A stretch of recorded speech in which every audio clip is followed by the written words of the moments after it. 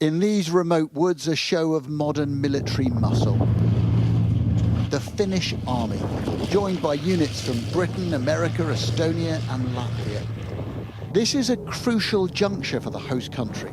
After long decades of refusing to sign up, Finland is now poised to join NATO.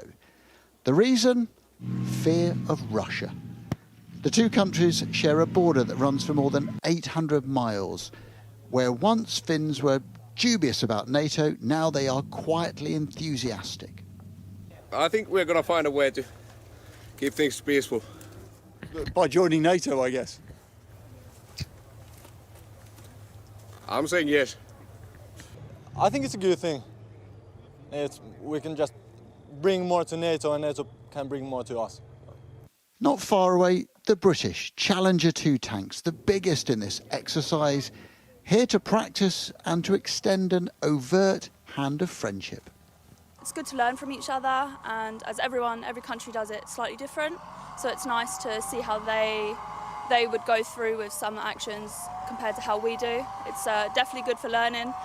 The Finns plan to join NATO along with Sweden. Both would then be protected by the famous Article 5, which dictates that an attack on one NATO member is considered as an attack on all.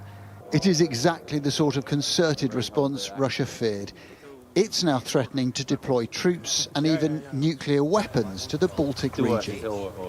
This is a military exercise. It's a phony war, but it's being conducted against the backdrop of a real brutal war in Ukraine. And what's happening there has huge repercussions for Finland, a country with an enormous border with Russia. When this nation does join NATO, it knows Russia will be furious. Britain's Defence Secretary was here today, and alongside him, his Finnish counterpart. I asked him why NATO had suddenly become attractive. We are especially interested of the Article 5 of NATO, and that would be the main reason to become a member of NATO.